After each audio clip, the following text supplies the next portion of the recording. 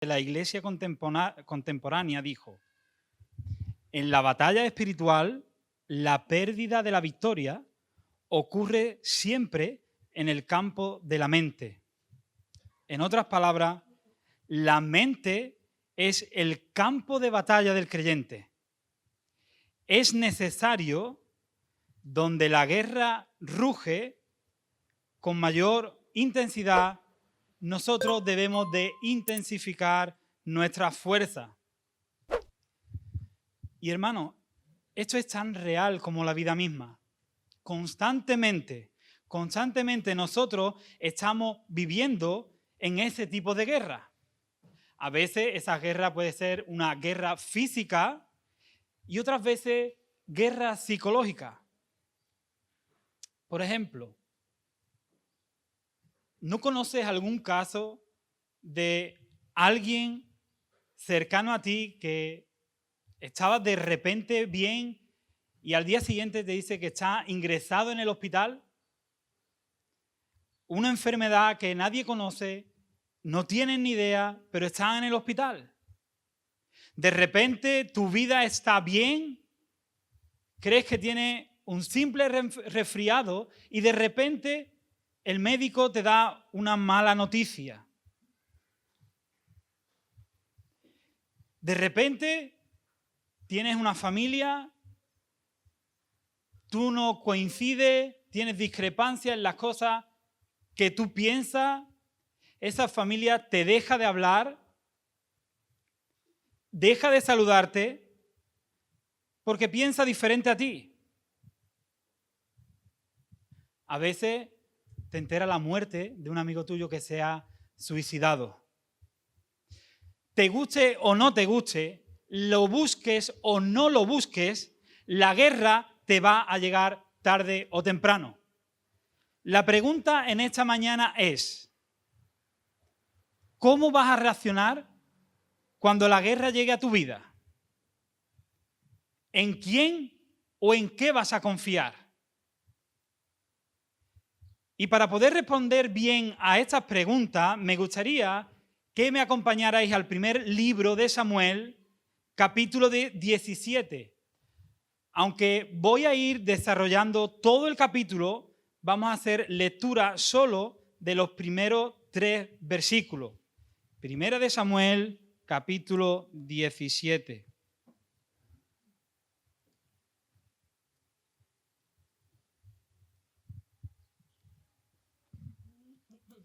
Dice así la palabra del Señor: los filisteos juntaron sus ejércitos para la guerra y se congregaron en Zoco, que es Judá, y acamparon entre Zoco y Azeca en Efes-Damín.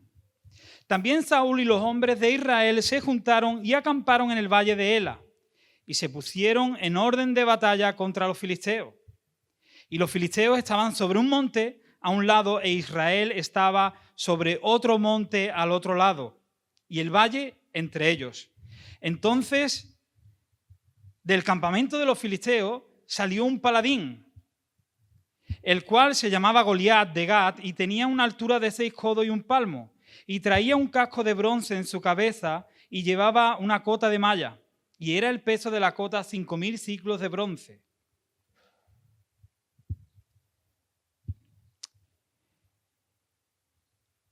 Vamos a hacer lectura hasta aquí.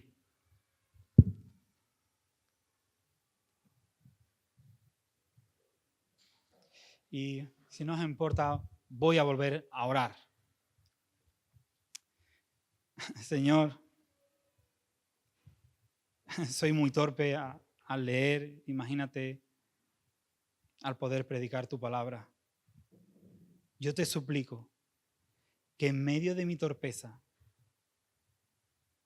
tú seas exaltado. Que aquí el piropo te lo lleves tú. Que la gloria te la lleves tú. Señor, utilízame, Señor, igual que has utilizado a tus siervos, Señor. Ojalá en esta mañana podamos conocerte mejor, amarte más. Y si hay alguien aquí que no te conoce, que ojalá pueda conocerte. Señor, si hay algo aquí en esta mañana que tú quieres identificar en nuestras vidas, que tú quieres tratar con nosotros, Señor, te suplico que lo hagas. En el nombre de Jesús. Amén. Amén.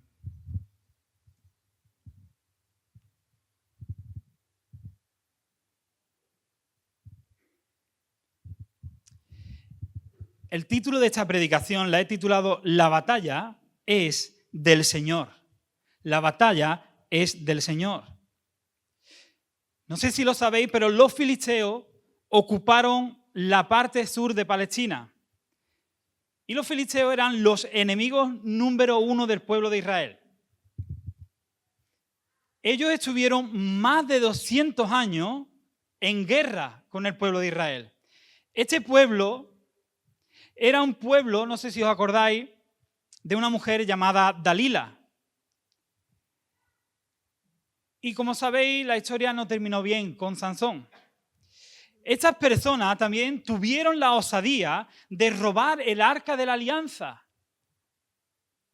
Esta gente no tenían escrúpulo con el pueblo de Israel. Por cierto, tampoco no es la primera vez que Saúl se tiene que enfrentar con los filisteos. Así que los filisteos no se dan por vencidos y le declaran la guerra al pueblo de Israel otra vez. El ejército filisteo se reunió todo su ejército y dice que acampó en un monte llamado Soco, que esto estaba en la región de Judá, esto estaba en el sur de Israel. Así que mientras el ejército de Israel escucha las noticias de que los filisteos habían invadido su frontera, estaban en su tierra con un ejército, Saúl coge y convoca a todo su ejército. Coge su ejército, lo envía hacia el sur para hacerle frente a los filisteos. Así que cuando ellos llegan, dice que se instala en otro monte llamado Azeca. Pero dice que había algo que los dividía. Dice que cada uno estaba en una ladera del monte, estaban muy cerca, pero lo dividían un lugar llamado Efes Damín, que significa el límite de sangre. Y los israelitas hacen lo mismo, pero se ponen en el valle de Ela. Estos estaban muy, muy cerca el uno del otro. Así que estos dos ejércitos se cuadran para la batalla, se preparan para atacar, cuando de repente, dice el versículo 4, que salió del campamento de los filisteos un retador. Aunque en la Reina Valera dice un paladín, en la Biblia textual dice un retador. Es decir, uno que quiere guerrear, un provocador. Y no era nadie cualquiera. Era uno que medía casi 3 metros. Este gigante, nos dice el texto, que estaba equipado con un casco de bronce, una camisa que era tejida de aros de bronce, unos protectores de hierro para las piernas, una jabalina, una lanza con una punta enorme, una espada y un escudero. Y dice el texto que se paró frente al ejército de Israel y empezó a decirle estas palabras. Goliat sale y le dice, ¿para qué os habéis puesto en orden de batalla? ¿No soy yo filisteo y vosotros sois los siervos de Saúl? Escoged entre vosotros un hombre que venga contra mí. Si él pelea conmigo y me mata, nosotros seremos vuestros esclavos. Y si yo lo venzo y lo mato, vosotros seréis nuestros esclavos y nos serviréis.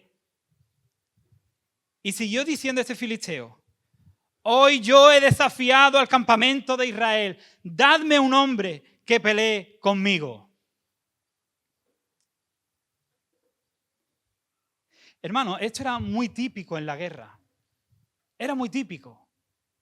No sé si os acordáis, no sé si lo habéis visto o no, pero hay un equipo de rugby, el de Nueva Zelanda, que cuando salía a enfrentarse con el otro equipo hacía una especie de rituales.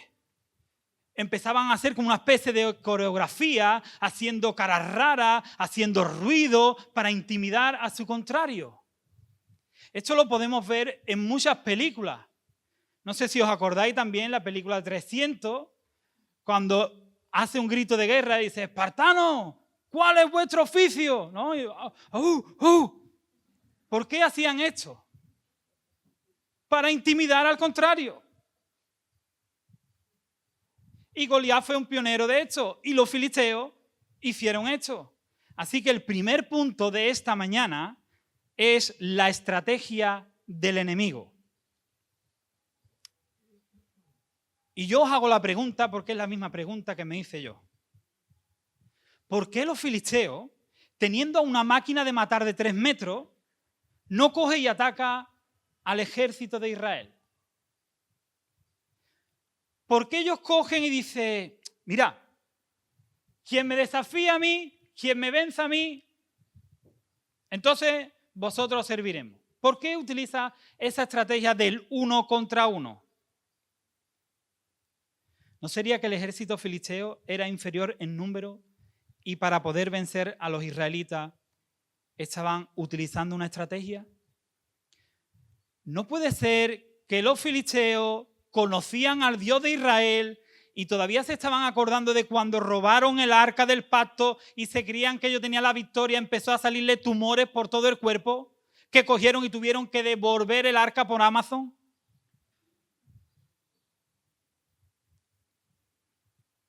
Es decir, los filisteos pensaron: a ver, somos menos, cuidado que el Dios de los israelitas no se las trae,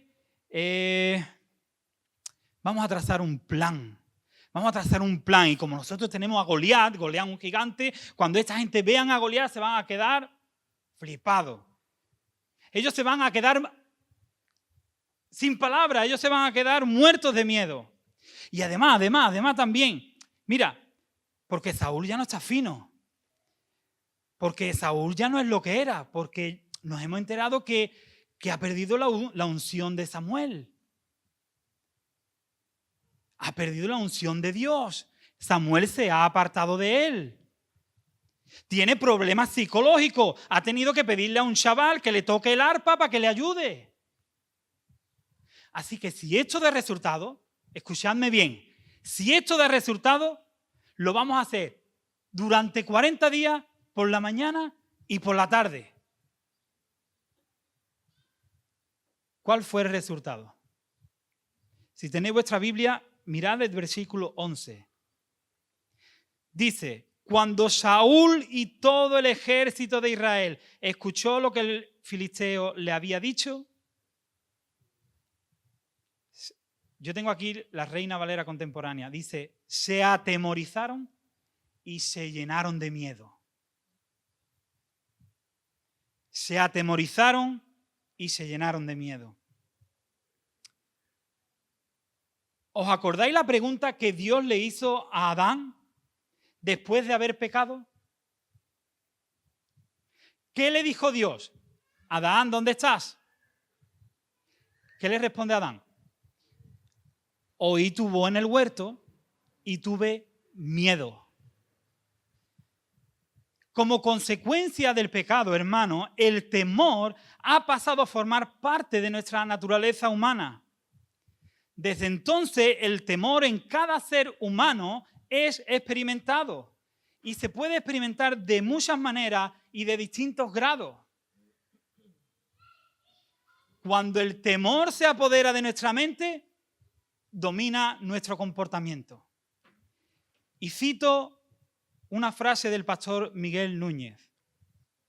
Dice: cada vez que nosotros hemos reaccionado con celos, ira, envidia, orgullo o cualquier otra manera que no refleje el carácter de Dios, lo único que ha pasado es que alguien o algo disparó un temor en nosotros que nos llevó a comportarnos de esa manera. Sigue diciendo: Satanás, conociendo estas cosas, busca atemorizar a los creyentes con el propósito de intimidarnos y dominar así sus pensamientos. Pues una vez que logra dominar tus pensamientos, logra también dominar tu comportamiento. Pero ahora, imagínate que tú estás allí en ese campamento. Imagínate que tú estás durmiendo en una tienda de campaña. ¿Tú crees que tú podrías dormir? Tú imagínate que cuando llega la noche, ¿qué es lo que hay en tu mente? ¿Qué es lo que cuando tú te acuestas, qué es lo que se te viene a la mente? Las palabras de este gigante. El gigante. ¿Tú con qué soñarías? ¿Con el gigante? Yo de verdad digo, yo conociéndome estaría ahí, digo, ¿y si me duermo y viene el gigante y me mata? No, yo creo que los que estaban allí se preguntarían seguramente eso. Porque dice el texto que estaban atemorizados, era real, era algo físico. Entonces, ¿qué había detrás de esta propuesta? ¿Qué había detrás de este gigante? Mira, detrás de todo esto estaba el mismísimo diablo. ¿Qué dice? ¿El diablo? Anda ya, hombre, pobrecito los filisteos. ¿De verdad no me crees? Mira, este pueblo de verdad, odiaba al pueblo de Dios. Este pueblo quería matar a los israelitas, se burlaba de Dios, blasfemaban contra Dios. Y si no me crees, mira lo que hicieron esta gente. Estas personas le pagaron muchísimo dinero, como cité antes, a una mujer llamada Dalila, que era filistea. ¿Para qué? Para que le revelara el secreto de la fuerza de Sansón. ¿Cómo terminó Sansón? Sansón terminó con los ojos arrancados, encadenados y siendo burlado por los filisteos.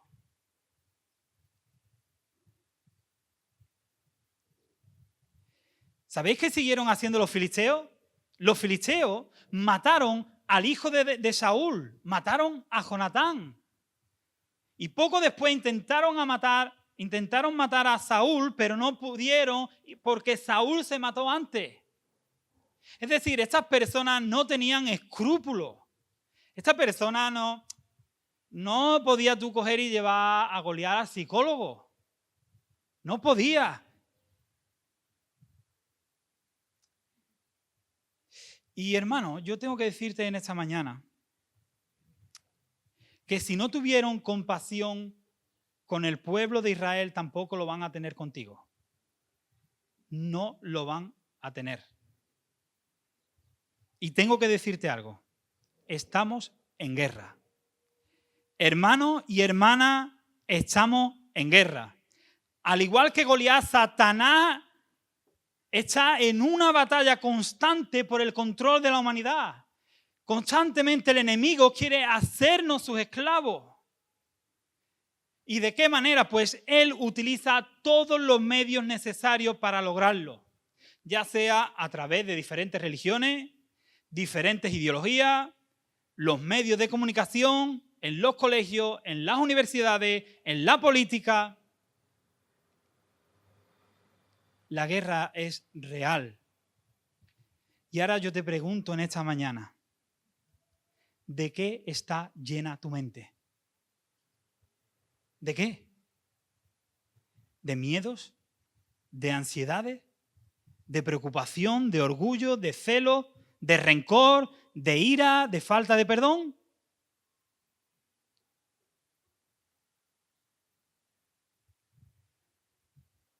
Hermano, cuidado, que detrás de estas cosas hay un enemigo intentando despistarte de valorar a aquel que te da la completa paz que sobrepasa todo entendimiento.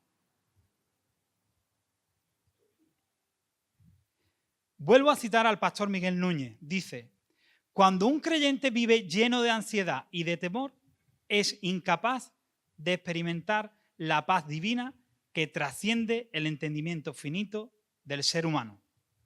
Pues el temor y la ansiedad son evidencias de una falta de confianza en la soberanía y el cuidado bondadoso de nuestro Dios. De ahí que Satanás, el acusador, utilice el temor como una de las estrategias de ataque contra los hijos de Dios. Si has podido identificar algo de estas cosas que he mencionado, te pregunto, ¿qué tienes que hacer? ¿Qué tienes que hacer?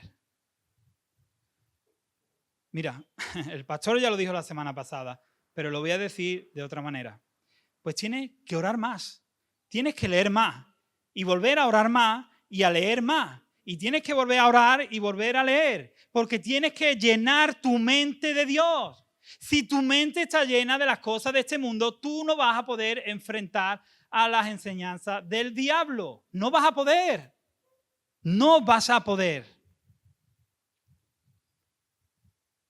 De verdad, porque cuando tú lees la palabra de Dios, cuando tú meditas en la palabra de Dios, tú puedes leer sus promesas, tú puedes ver su poder, tú puedes ver su amor, tú puedes ver su perdón.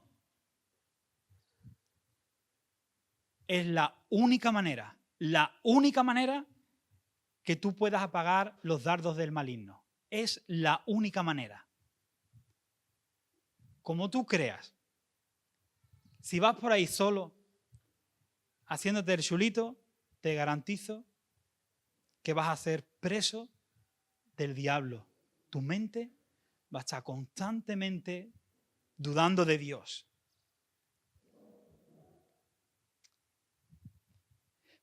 Hemos visto hasta aquí un terrible gigante, alguien que amenazaba, alguien que tenía casi 3 metros, que era fuerte, que estaba armado, que intimidaba al pueblo de Israel, que no dejaba dormir al ejército ni a su rey. Pero la historia da un vuelco, hay un cambio. Nos habla de otro personaje. De repente empiezan a hablar de David. ¿Y quién era David? Pues David era el menor de sus 8 hermanos.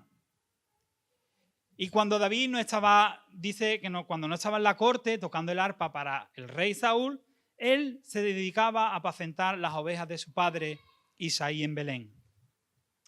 Así que Isaí, como un buen padre, él está muy preocupado por sus 3 hijos. Sus 3 hijos habían ido a la guerra para acompañar a Saúl a luchar contra los filisteos. Entonces su padre le dice, mira, David, llévate esta comida, llévate estos alimentos y acércate, por favor, a donde se está celebrando la guerra. Llégate allí y, por favor, mira a ver cómo están tus hermanos. Comprueba de verdad si ellos se encuentran bien. Así que David coge, se levanta por la mañana, deja las ovejas con un guarda y va de camino al campamento de Israel. Y dice la historia que cuando David llega al campamento se encuentra justamente cuando los 2 ejércitos estaban preparados para la guerra. Cuando de repente se habían puesto un ejército frente al otro. David coge de repente, deja las provisiones con el encargado y sale corriendo para buscar a sus hermanos. Cuando sale corriendo para ver a sus hermanos, de repente sale Goliat y empieza a pronunciar las mismas palabras que pronunció hace casi 40 días. Él siguió burlándose de Dios, siguió blasfemándose contra Dios y el pueblo de Israel seguía sin hacerle frente a ese problema. Seguían sin tener a alguien, a ese hombre que pudiera enfrentar a este gigante. David, de verdad, al escuchar estas palabras que salían de la boca de Goliat, él se quedó muy sorprendido. Y se quedó tan sorprendido que estaba enfadado. David se enfadó y le surgen 2 preguntas. La vemos en el versículo 26. David le preguntó a los soldados de Israel, ¿qué hará al hombre que mate a este filisteo y quite esta deshonra para Israel? Porque ¿quién es este filisteo incircunciso para que provoque a los escuadrones del Dios viviente? Estas preguntas no le ayudaron mucho a David, porque su hermano mayor, cuando le escuchó, se enfadó muchísimo con él. Pero eso no detuvo a David. Él estaba tan enfadado por las palabras que había escuchado de Goliat hacia Dios que no daba crédito. Y él vuelve a preguntar otra vez al pueblo. Y el pueblo le da la misma respuesta. Mira, a tal punto se corrió el enfado de David que se lo contaron a Saúl. Entonces Saúl dice, ¿quién será este chaval? No sé, estará apuntado en CrossFit, estará en el gimnasio, tendrá un brazo impresionante. Traédmelo. Entonces cuando llega a la corte, se encontró con David, ¿no? Y dice, David lo primero que le dice a Saúl, dice, mira, no desfallezca tu corazón, ni el de ningún hombre por causa de él. Tu siervo irá y peleará contra este filisteo. Pero Saúl respondió a David, no podrás ir con este filisteo a pelear contra él, porque tú eres un muchacho y él es un hombre de guerra desde su juventud. Y el segundo punto lo he titulado, si Dios está conmigo, ¿quién contra mí? Así que David llega allí y le dice, se ofrece voluntario y le dice, mira, rey, yo voy a pelear con él. Yo voy a pelear con este filisteo. Yo voy a vencer a este hombre que está desafiando a los escuadrones de Israel.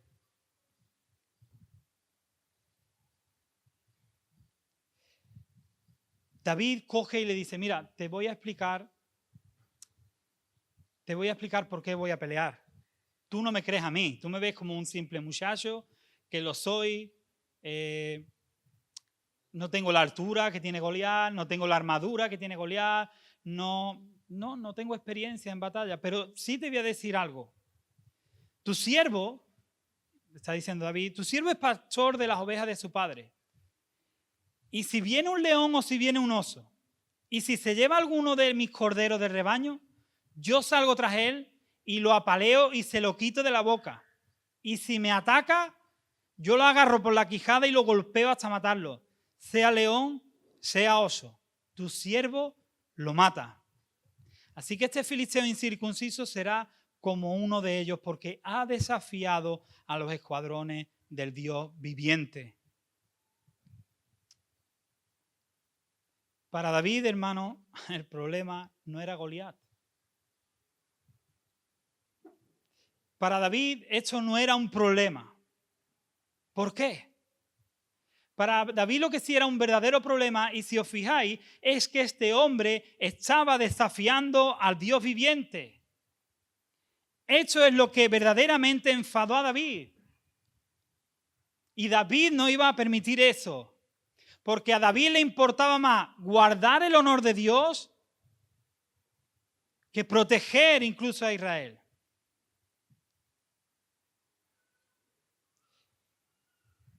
Y es algo que la iglesia necesita recordar.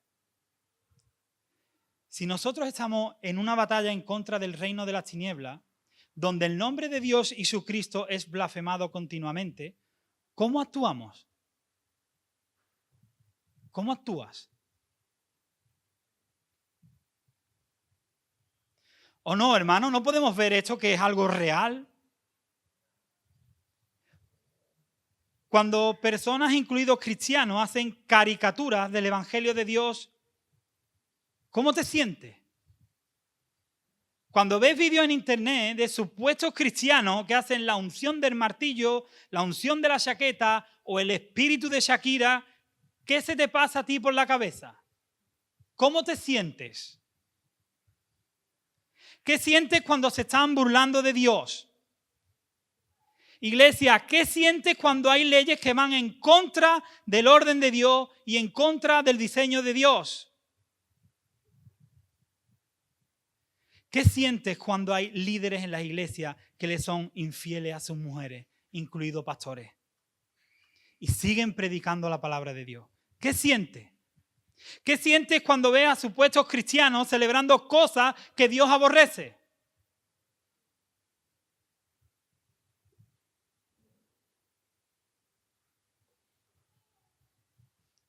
Yo te pregunto, si en vez de ser Dios, se meten con tu madre, se meten con tu novia, con tu hermano, con tu padre o con tu hijo, ¿cómo actúas? ¿Cómo actúas? Yo he escuchado creyentes decir, no, yo por mi hija mato, yo por mi hija mato. ¿Y por Dios? ¿Y por Dios? ¿Por Dios qué? ¿Por Dios qué?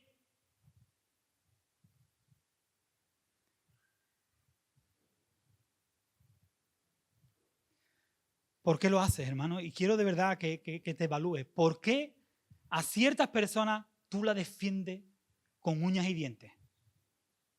Porque tú amas a esas personas.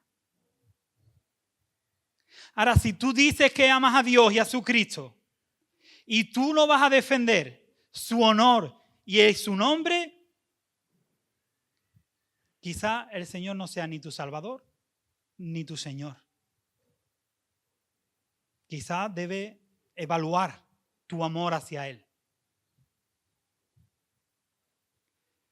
Entonces David, ¿por qué está tan seguro de su victoria?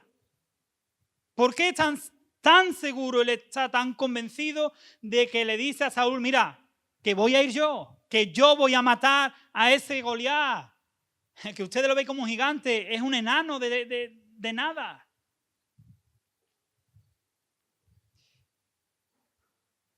Porque David, en medio de su juventud, en medio de su corta edad, él había visto la mano de Dios en su vida. Él había visto cómo Dios le había librado de las garras de un león y de un oso. Y yo sinceramente me da más miedo un león y un oso que un gigante. Él había experimentado en su propia vida lo que era estar solo, sin nadie, sin ayuda y tener que enfrentarse a un león y a un oso para defender a sus ovejas. David le dijo a Saúl, mira, tú quizás no lo ves, pero yo lo veo, porque yo lo he vivido en mi vida. Yo he visto cómo Dios me ha librado de cosas terribles. No tenía la ayuda, no tenía una armadura, no tenía una espada, no tenía una lanza, pero tenía al Señor. Tenía al Señor.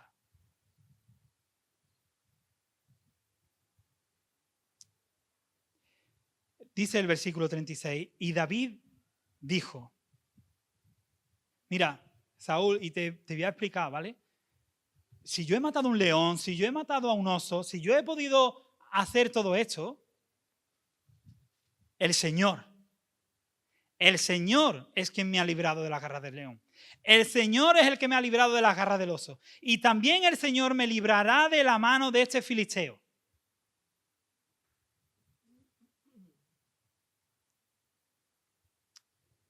David le estaba diciendo, mira, yo he visto cómo el Señor me ha librado y cómo el Señor me va a librar. Yo te pregunto en esta mañana, ¿cuántas veces has visto la mano de Dios en tu vida? ¿Lo has visto alguna vez? Pues si lo has visto y tú has tenido que pasar por muchas pruebas, o si estás pasando ahora por una prueba, tengo que decirte que le dé gracias a Dios. Porque como dice nuestro pastor, la prueba te prueba. Así que si tú pasas por diferentes circunstancias, si tú ahora mismo hay cosas que tu mente no la entiende, ¿por qué estoy pasando por aquí? ¿Por qué me pasa esto? ¿Por qué no tengo esto? Dale gracias al Señor, porque es un medio que Él te regala para que no confíes en ti mismo. Es el medio que Él utiliza para que nosotros confiemos en Él y no en nuestra fuerza, no en nuestros músculos, no en nuestra inteligencia, no es en nuestra cartera, no es en nuestros ahorros, no es en nuestra familia, no es en nuestra iglesia, no es en nuestro pastor.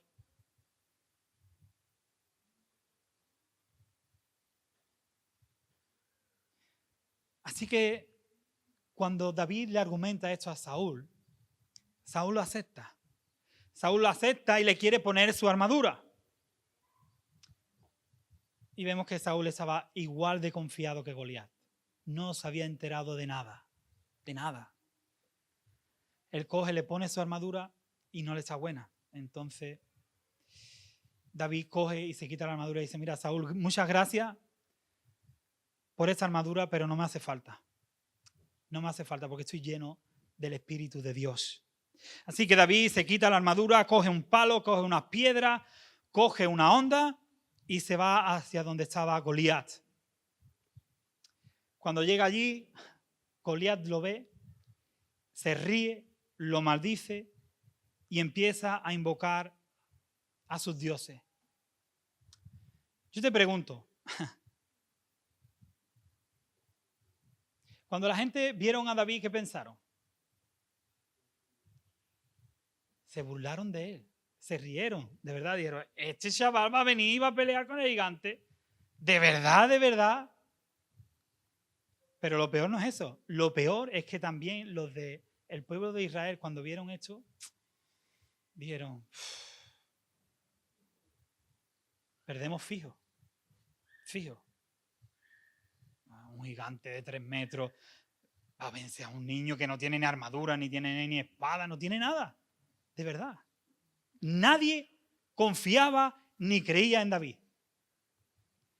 Y esto es una historia que muchos de nosotros la conocemos y sabemos cómo termina. Pero esto es una realidad. Muchas veces nosotros creemos como Saúl. Creemos en nuestra armadura, creemos en nuestras cosas, pero no confiamos en aquel que Él es el Señor de los ejércitos, aquel el que gobierna y lidera y manda y ordena y quita y pone. Así que David le dijo al filisteo, dice, mira, te lo voy a explicar, Goliat. Tú vienes a mí con espada, con lanza, con jabalina. ¿Y tú sabes con qué vengo yo? Vengo en el nombre del Señor de los ejércitos. ¡Wow! La gente riéndose. Dice, mira, te voy a decir una cosa. Tú has desafiado hoy al Dios de Israel, a quien tú has provocado. Y el Señor me entregará hoy en mi mano y yo te venceré. Te cortaré la cabeza y daré hoy los cuerpos de los filisteos a las aves del cielo y a las bestias de la tierra, y toda la tierra sabrá que hay Dios en Israel, y sabrá toda esta congregación que el Señor no salva ni con espada ni con lanza, porque del Señor es la batalla y Él os entregará en nuestras manos. Y el tercer punto es, la batalla es del Señor. ¿Qué quiere David decir con todo esto? David está ungido del Espíritu del Señor y hace una declaración impresionante. David coge y da en el centro de la diana. David le está diciendo a Goliat, mira, aunque tú eres mucho más alto que yo, aunque eres mucho más fuerte que yo, aunque estás más protegido que yo y también estás con más armas que yo tengo que decirte algo, que no estoy solo. Porque conmigo está el Señor, creador de los cielos y de la tierra, que gobierna sobre los ejércitos, aquel que nunca ha perdido una batalla. Así que hoy el Señor me va a dar tu cabeza.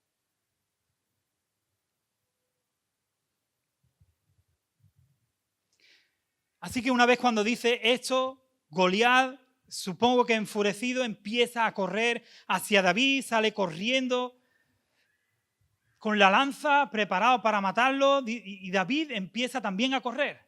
Empieza a correr, se mete la mano en el bolsillo, saca una piedra, tira su honda, que cuando de repente lo lanza y esa piedra se le clava en la frente. Ahora, en medio de estas verdades, ¿qué quería mostrar el Señor a su pueblo? ¿Qué es lo que quería mostrar aquí con todo esto? Pues mira, lo que quería mostrar era que ese pueblo tenía incredulidad. Incredulidad. Dios, a través de esta historia que nosotros conocemos, pero que es real, Dios quería mostrarle que la batalla es del Señor.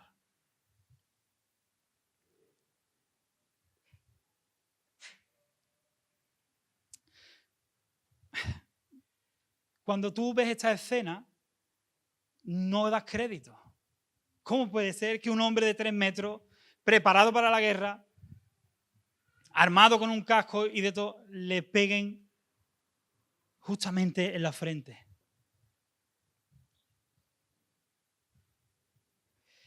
Fue a tal punto que ese impacto hizo que el gigante cayera al suelo. Así que David sale corriendo para comprobar si estaba muerto y coge la espada de Goliat, lo remata y le corta la cabeza. Cuando los filisteos vieron esto, salieron corriendo. Una pregunta, ¿dónde está el pacto que dijo Goliat? Goliat dijo, mira, al que me venciere, nosotros seremos vuestros siervos. Mentira. Ahora, detrás de todo esto, como he mencionado antes, Dios quiere tratar algo con su pueblo y es la incredulidad. La incredulidad. Era que Dios quería que ellos se dieran cuenta de que ellos verdaderamente no amaban a Dios, no creían a Dios y no confiaban en Dios. Ellos estaban confiando en sus músculos, en su armadura, en sus espadas y en su altura, al igual que los filisteos. Pero en 1 Samuel 8:5 dice una historia, no sé si lo sabéis, que cuando el pueblo de Israel habla con Samuel y ¿qué le pide? Le pide un rey. El pueblo de Israel le pide un rey. Dice, mira, queremos un rey. Queremos un rey igual que las naciones. Igual que las demás naciones. Queremos imitarlo. Y aquí estaba declarando de que ellos no querían ser gobernados por Dios. Ellos querían imitar a las naciones. Ellos escogieron a Saúl porque era guapo, era fuerte y era alto. Esto lo podemos ver en 1 Samuel. Pero esto también le sigue pasando también a Samuel. ¿Qué le pasó a Samuel cuando fue a ungir un nuevo rey a la casa de David? Dice que cuando vio al hermano mayor de David, llamado Eliab, dijo, este es el ungido, ya está, ¿Qué le dice el Señor? Dios coge y tiene que exhortar al profeta. Le dice, mira, Samuel, no mires su parecer, ni lo grande de su estatura, porque yo lo desecho. Porque el Señor no mira lo que mira el hombre, pues el hombre mira lo que está delante de sus ojos, pero el Señor mira el corazón. No el corazón como tal, sino la disposición de tu corazón. Así que David ahora le está citando las mismas palabras que Dios le había dicho a Samuel y le dice, mira, yo me voy a enfrentar y matar a este gigante para que toda la tierra sepa que el Dios de Israel existe. El Dios de Israel es real. Y lo segundo es que toda esta gente, incluidos los israelitas, sepan que Dios no salva ni con espada ni con lanza.